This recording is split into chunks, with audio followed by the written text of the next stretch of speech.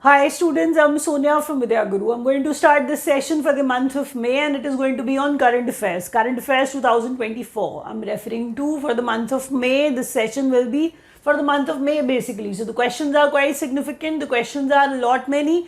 You have to watch them one by one. As you know, this is the new channel. Our old channel got deleted. We were also traumatized. We worked on it quite hard. You guys know that we were about to cross around 5 lakh subscribers and it got deleted. I don't know, some conspiracy happened. I don't know what exactly happened to us basically. So with all the courage, we are back with all the hope from our students. We are expecting a happy and a good response from you guys, and we really wish to upload such videos very often, but that can happen only by gaining more subscribers and by gaining more views. So that can done only by you guys. You can share it with your friends, those who prepare for any competitive exam, those who are preparing for any competitive exam, they can also share it further. That's how probably we'll be gaining more subscribers, because that's how the credibility is there with YouTube. That is why your channel becomes believable for the YouTube. So please watch the video till the end. Try to press the like button as well if you understand whatever I'm teaching you. Share the video with those kids who are preparing for any exam, any competitive exam.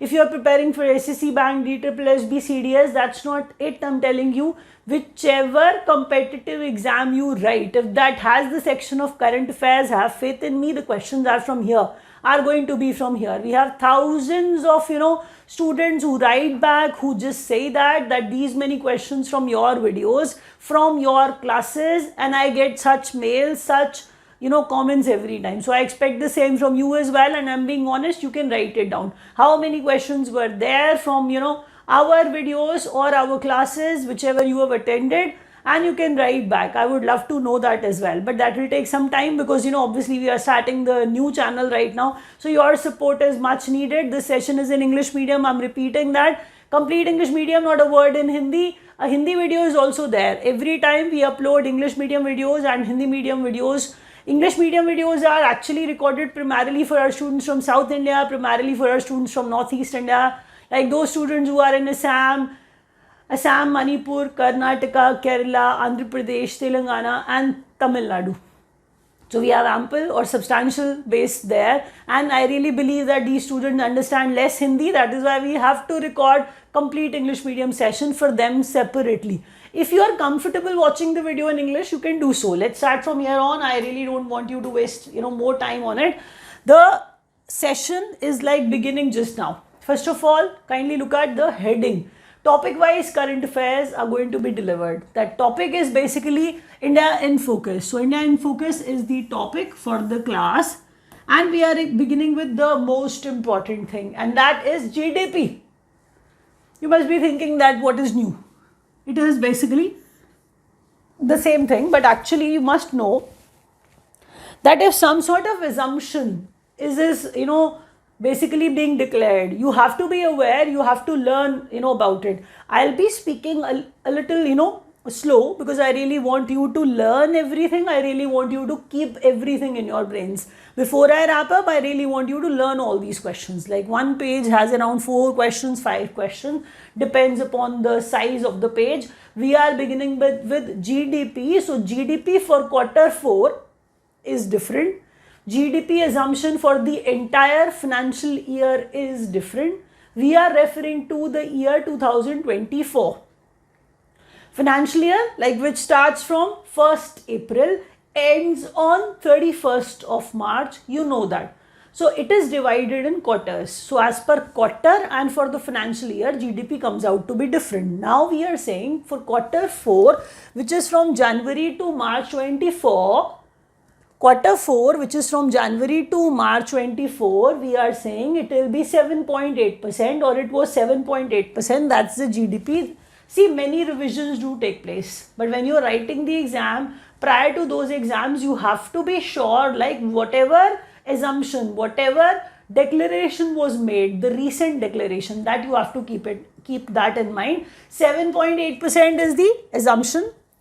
Is the declaration, and for the entire financial year 24, the GDP is 8.2%. I am going to repeat: gross domestic product, GDP of the entire country growth, quarter 4, Jan to March of financial year 24, 7.8%.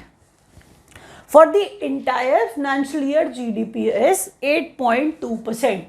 For the entire financial year 24, the growth, GDP growth is 8.2%.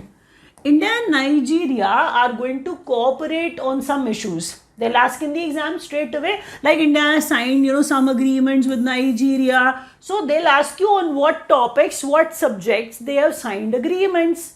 Questions are significant. Please believe me, they don't seem to be very interesting. Current affairs is such a section where everybody feels that it is not very interesting. I believe in you. But as a student, you have to understand that if these questions can get you marks, you should learn them. India and Nigeria will cooperate on some issues. What is that? Local currency settlement. I hope you understand one thing, that if we are trading in dollars every time without any barriers, like everybody has the currency dollar, we also have, Nigeria also have, and we are keep on you can say trading in dollar. Are we not promoting dollar? Are we not promoting the currency dollar? We have to promote our currency as well, local currency. And how will that happen? So local settlement, local currency settlement, I hope you understand that. See, it can mean something else as well, but here the promotion for these two nations of their own currency is of prime objective. The next thing is energy, and the next thing is unified payment interface. India brags a lot about its UPI. We obviously like our flawless UPI developed by NPCI. We know that it is unified payment interface. You also make payments through UPI. You also like UPI, I know that. Now on energy, on UPI, on local currency settlement, India and Nigeria will cooperate on these particular issues. The next one is India is offering help. India has offered help of $1 billion to Kenya. And why? As you can see, it is already there on the board. It is not food relief, it is flood relief. That means there was like kind of flood which was quite devastating in Kenya. Kenya is an African country, you know that already. So Kenya required help on humanitarian grounds. Will be providing them further loans as well. Many countries did that. We also did that. See, the countries which are wealthy or quite have ample sort of sources, so they prefer donating. So that donation gets you good name as well. I'm saying India to Kenya, $1 million help for the flood relief. The next one is India, European Free Trade Association sign signature. India and European Free Trade Association signature. You need to know they have signed something. That is what I meant, that India with EFTA, signed something. What is that? It is TEPA. I don't wish to call it TEPA. It does not sound right. TEPA. TEPA is better. So Trade Economic Partnership Agreement. Trade Economic Partnership Agreement. Trade Economic Partnership Agreement. India European Free Trade Association sign. The next one is EFTA countries, Switzerland, Iceland, Norway, and this is Liechtenstein. You haven't heard of this country because it is not that huge. People say it is just 25 kilometers, like that's the entire size of the country. European country, obviously. That is why you can see that European Free Trade Association is here. They are saying that India signed EFTA.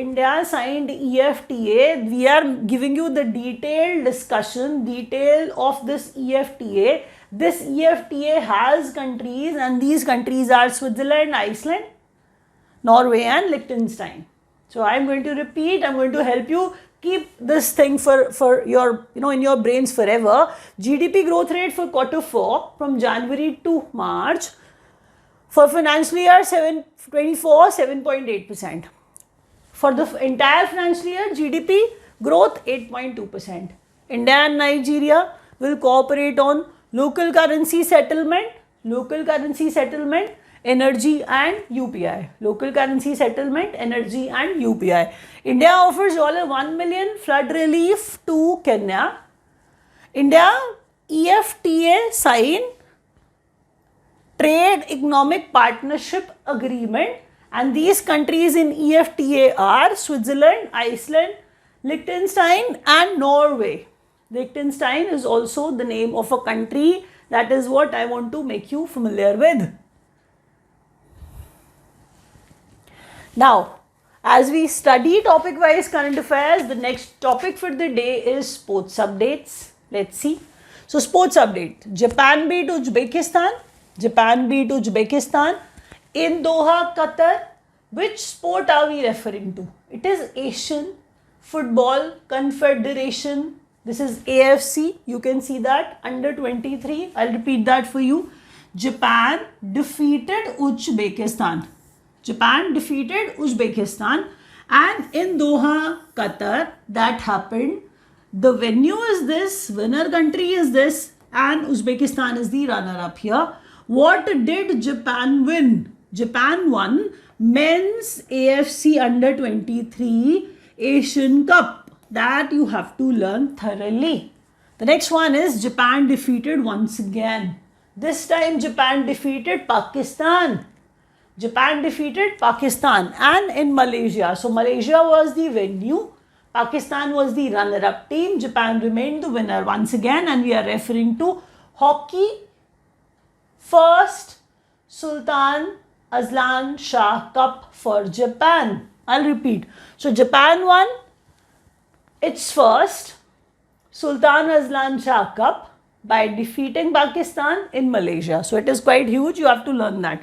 And even first is like questions about first are always very significant. Women's Football World Cup 2027 host is Brazil. Brazil is famous for football. So if any football competition is held there, you have to learn that. It is going to be easier comparatively for you. So I'm going to repeat. Women's Football World Cup 2027 host is Brazil. China won Uber Cup. China won Thomas Cup by defeating Indonesia in both. I am going to repeat that slowly. China won Uber Cup, right? By defeating Indonesia in China. So China was the venue for men's badminton team. For the women's badminton team, they lifted both. It was happening in China only. So China won that Uber Cup, which is for women's badminton team. China won Thomas Cup, which is for men's badminton team. That you have to see.